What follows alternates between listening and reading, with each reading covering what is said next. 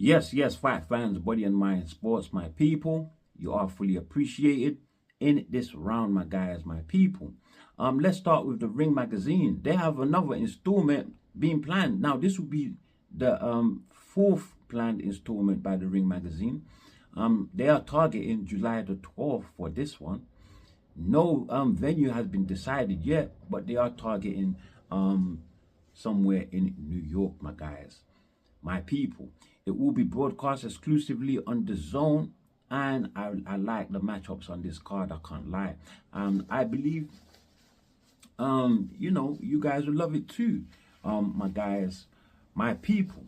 Let's take a look at what's on this card. Starting with the main event, we have WBC champion in the lightweight division, Shakur Stevenson, going up against the once upon a time #1 contender across all sanctioning bodies, William Zepeda, my guys, my people, who, funny enough, although he's still an undefeated fighter, is no longer #1 contender across all titles except with the WBA, my guys. So it seems like he was targeting Gervonta Tank Davis, my guys, which, if he was, as he has spoken of before, that he is interested in fighting Tank Davis, then he would have had to wait, because Tank Davis does have a rematch coming up with Lamont Roach in June. My guys, my people. So he would have to settle for Shakur, somebody who it seems he has been avoiding. My guys, my people. He was actually slated to fight Shakur on the last Crescendo fight card. He pulled out of that card, of that fight there, claiming a hand injury that he sustained in his November fight against Tevin Farmer that ended in a split decision, my guys, my people. Now, he did recently rematch Tevin Farmer. That also was close, ended in majority decision. Both fights, had fans split. Some people believing that Zepeda actually lost. I'm not one of those fans. I actually thought that he won both fights. Regardless, he got dropped in the first fight. I still believe that he did enough to win, my guys, my people.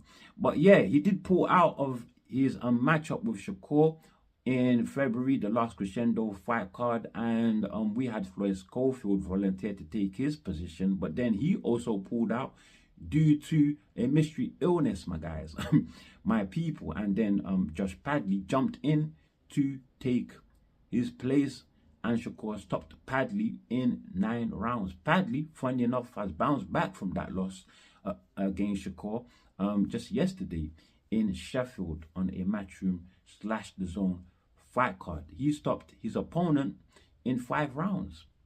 I have to add though that it was quite, a lowly ranked opponent, not really highly rated at all, my guys, my people. But in 5 rounds, nonetheless, a good win for Padley, who's doing very well with his career right now, my guys, my people.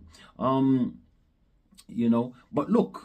look, like I said, it seems Zepeda has been avoiding Shakur for quite some time. Shakur, who has been the one that's been running after Zepeda for a fight since summer of 2024, my guys, my people, without any success. So why has Zepeda, why is he eager to fight Shakur now? Shakur, I would say, has been suffering from reoccurring hand injuries. He revealed very bad hands after the Padley fight. Hands were badly swollen after that fight. And then in his fight against Edwin De Los Santos as well, he said going into that fight, he sustained hand injuries as well, my guys. And I think even after the Padley fight, I think, or just before, he did get a hand injury in training. And also when he was slated to go against Joe Cordina in October in Arthur Beterbiev versus Dimitri Bivol, their first fight, he couldn't make that card because he hurt his hand in training as well. He broke his was it his knuckles or something like that?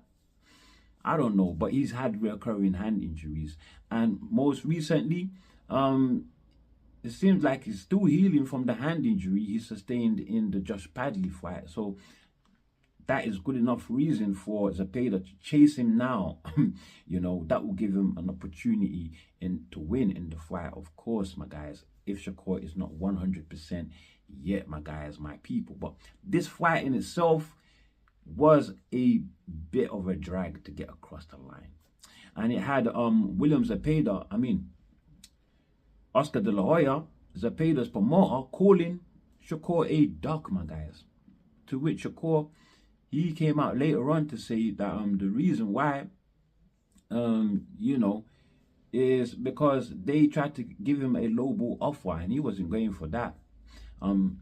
Turki Al Sheikh had promised him a number previously, and he wanted Turki to stand on his word, my guys, my people. So to get this fight across the line, great, but I wonder what Turki had to do in terms of offering Shakur, in terms of offers that he put forward to Shakur to get this fight across the line, my guys. It will be interesting to know. But this is a great matchup.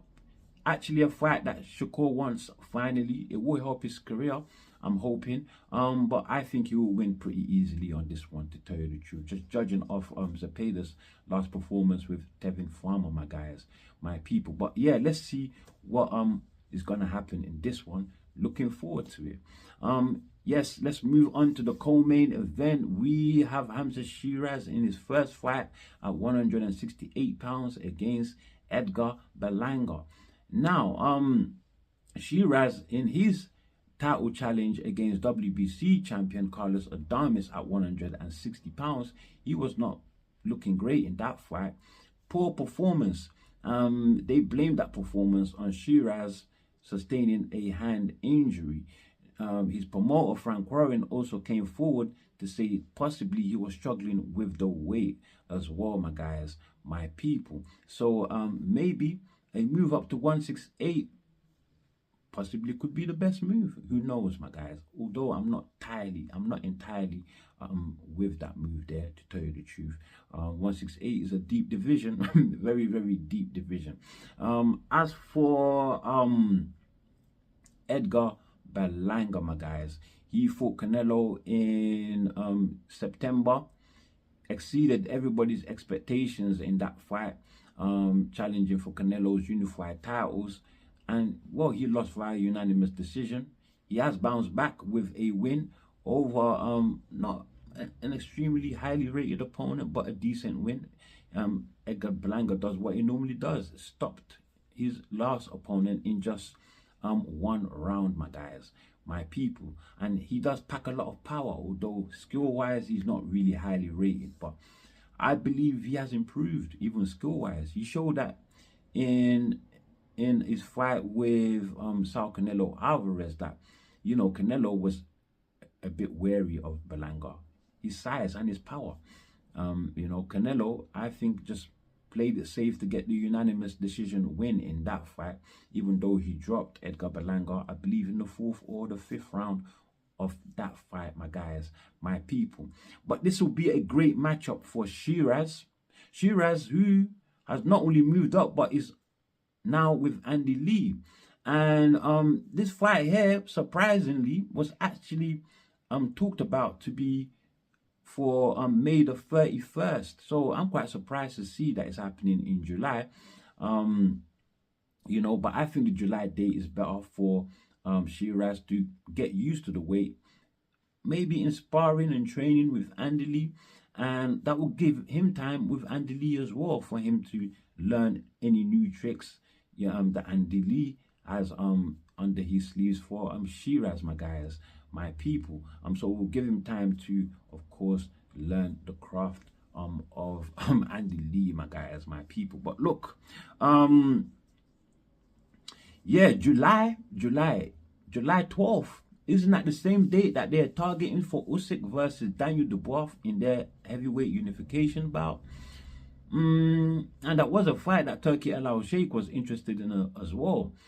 So why aren't they doing that fight together? That fight there is an exclusively Queensberry Promotions fight card, that July fight card. But we have to take into consideration that since Turkey, he linked up with Dana White with talks of making that TKO boxing league.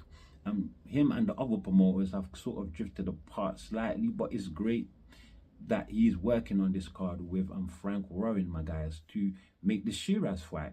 You know, yeah, but then again, there could be good justification in that, because Sheeraz is actually an ambassador of Riyadh season. So yeah, that's a good point there.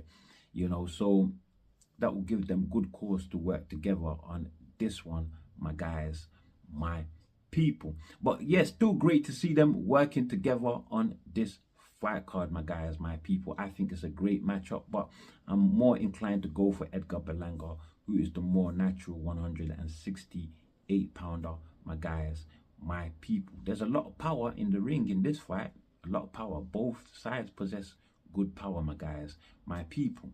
With that said, let's move on to the next on the card. We have Alberto Puelo, the WBC champion, at 140 pounds, and he's defending against IBF mandatory Matias, who is in fact the former IBF champion, lost that title to Leon Paro in 2024 and bounced back with 2 stoppage wins after that. You know, so yeah, he's bounced back, so it'll be great to see what he can do against Puelo.